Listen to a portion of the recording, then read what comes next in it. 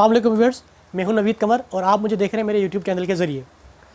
जैसा कि आपको पता है कि हमने जो पिछले 2 लेक्चर्स किए थे वो था political liberalism and political realism. अगर आपने वो दोनों लेक्चर्स नहीं देखे तो नीचे लिंक डिस्क्रिप्शन में है और आप जाकर वो लेक्चर्स भी देख सकते हैं।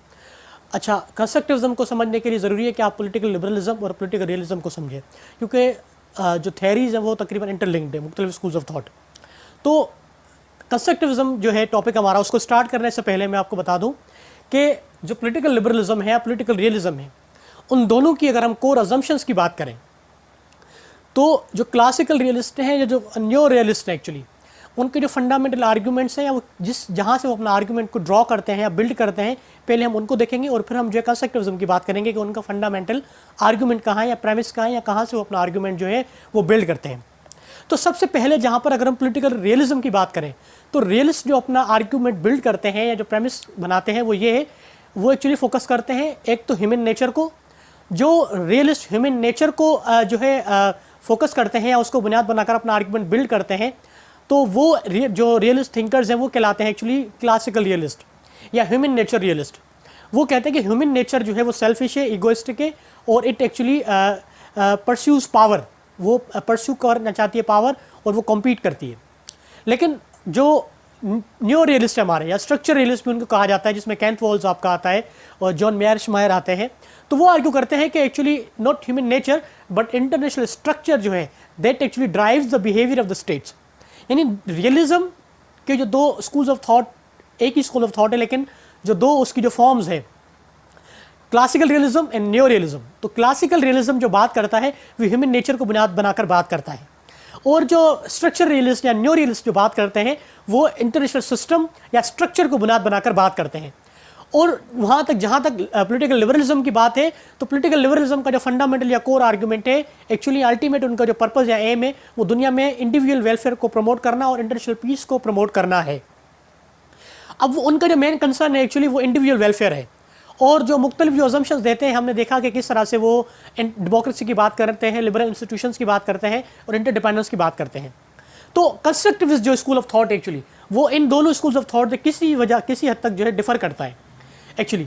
अगर जो कंस्ट्रक्टिविस्ट का जो स्कूल ऑफ थॉट है एक्चुअली, उसके अगर मैं आपको जो थिंकर्स की बात करूं तो 2 बड़े नाम हैं, जिसमें सबसे पहला नाम जो आता है वो आता है अलेक्जेंडर वैंडेट का, और उसके अलावा जो नाम आता है वो आता है जो ऑनफ का।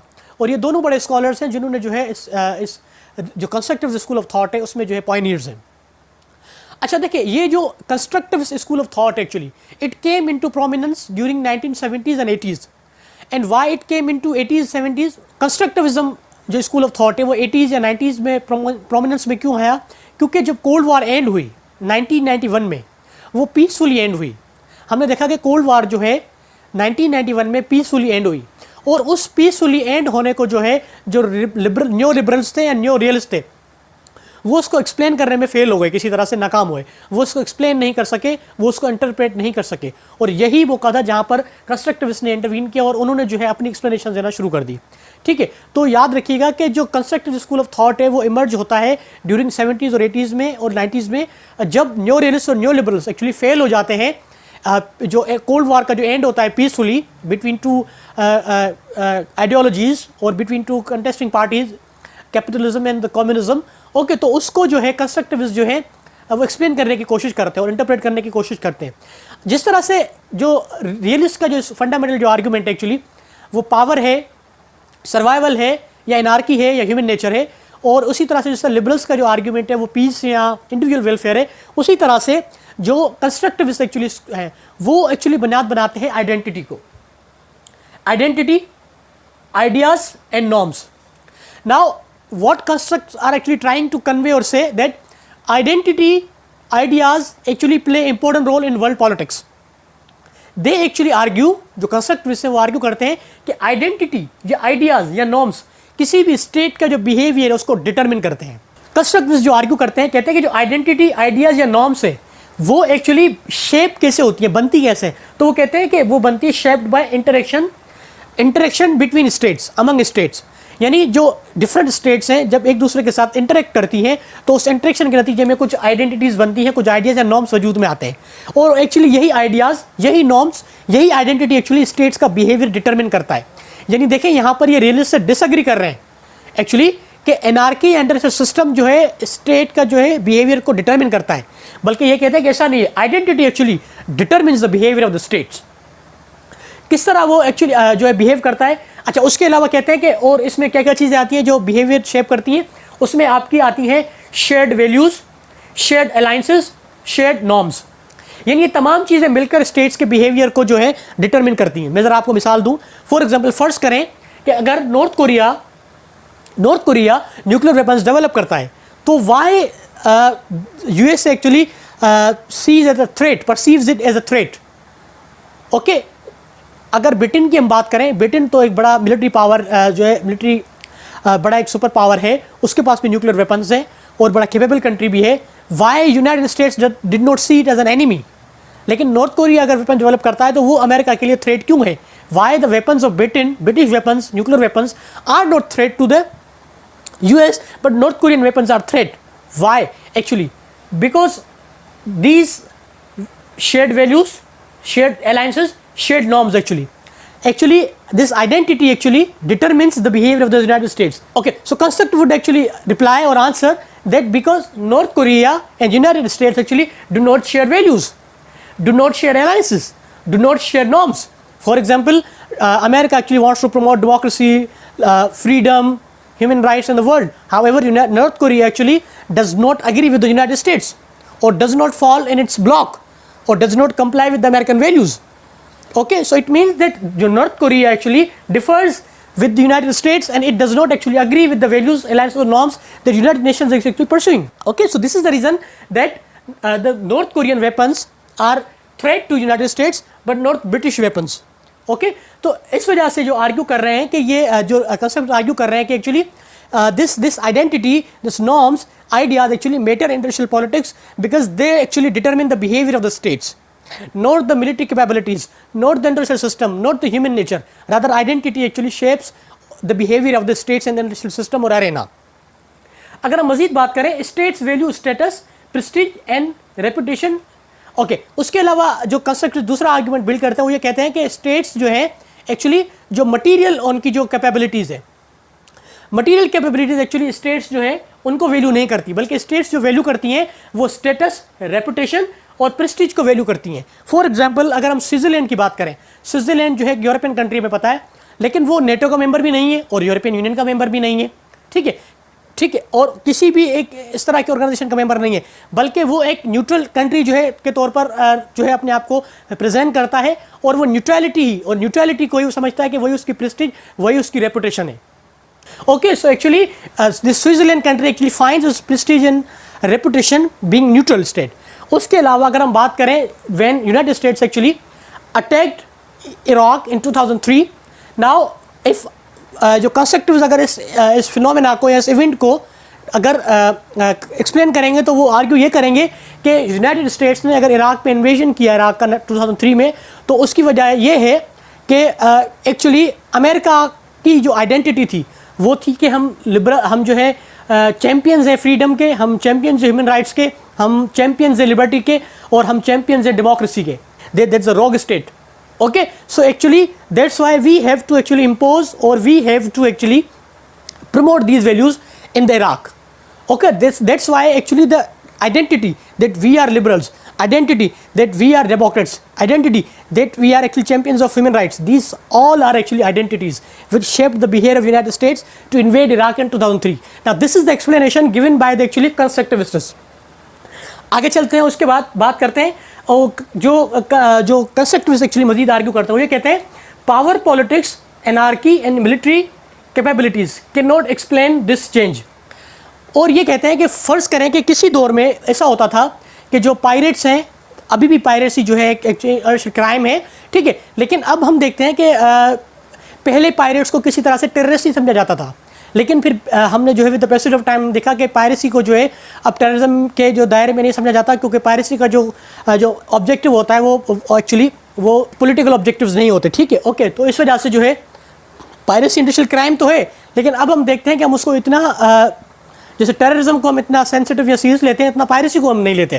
ठीक है, लेकिन एक अपनी जगह पर मौजूद वो ज़रूर है। और इवन हम यहाँ पर अब देखते हैं कि हम पायरेसी पे जो है पायरेट्स पे बड़ी मूवीज़ बनती हैं और हम उनको ग्लोरीफाई कर रहे होते हैं किसी तरह से। ओके, तो इसका मतलब क्या होगा कि पायरेसी एक वक्त में, अगर 1 सेंचुरी या 2 सेंचुरी पहले की बात करें तो किस तरह से इंटरनेशनल क्राइम और हीनियस क्राइम था, और अब जो है हम उसको किसी तरह से मूवीज़ में या मुख्तलिफ जो है चीज़ों में ड्रामाटाइज करके उनको हम जो है ग्लोरीफाई कर रहे होते हैं। और at the same time constructivist ये भी आर्ग्यू करते हैं कि हो सकता है टेररिज्म, अभी आपको जो जिस तरह से लग रहा है कि हमारी आने वाली नस्लें 2-3 सदियों बाद हो सकता है कि टेररिस्ट पर मूवीज़ देख रही हैं और उनको ग्लोरीफाई कर रही हो। Why they argue this? Because they say that this identity actually changes with the passage of time. Okay, so for example, slavery अगर हम बात करें तो किसी दौर में it was actually morally right. Slavery थी उसको अच्छा समझा जाता था। People use to, even America में भी अभी कुछ टाइम पहले ही, सदियाँ पहले ही उसको जो एबॉलिश किया गया। ओके, बट स्टेट, लेकिन फिर क्या होगा with the passage of time people came to know, और पीपल जो started actually realising that this is actually inhuman practice and people should not have slaves. और जो स्लेवरी है उसको अबॉलिश किया गया, फिर रेशियल इनइक्वालिटी उसको ख़त्म कर दिया गया। तो इस तरह से with the passage of time identity change होती है, और इस आइडेंटिटी चेंज जो होती है, जो बिहेवियर जो चेंज होता है विद द आइडेंटिटी, उसको ये रियलिस्ट या लिबरल्स ये आर्ग्यू करते हैं, कंस्ट्रक्टिविस्ट के एक्सप्लेन नहीं कर सकते। ओके, तो इस वजह से the constructivist argue that we can only explain these changes. Why? Because this constructivist particular theory is actually taken from it's a social theory, actually it's taken from the sociology. Okay, so ये कहते हैं कि states जो है value करती हैं Prestige को, reputation को और वैल्यूज़ को, ठीक है, और वो अपनी जो मिलिट्री जो मटेरियल जो नीड्स है, मटेरियल जो कैपेबिलिटीज़ है, उनको प्रेफर नहीं करती। मटेरियल कैपेबिलिटीज से मुराद क्या है? जो रियलिस्ट है या लिबरल्स है वो मटेरियल्स कैपेबिलिटीज़ की बात करते हैं। फॉर एग्जांपल अगर हम बात करें मटेरियल कैपेबिलिटीज क्या मुराद है, यानी कि रियलिस्ट आर्ग्यू करते हैं कि स्टेट्स को अपनी मिलिट्री को मैक्सिमाइज करें। ना, military maximisation is actually material thing in nature. और उसके अलावा जो लिबरल्स वो बात करते हैं कि वेलफेयर को प्रमोट करें, वेल्थ को प्रमोट करें, इंटरडिपेंडेंस को प्रमोट करें, ट्रेड को प्रमोट करें, ये तमाम चीज़ें भी मटेरियल जो है अपनी नेचर में। तो इस वजह से कहते हैं कि no, material capabilities are not important, however identity is important.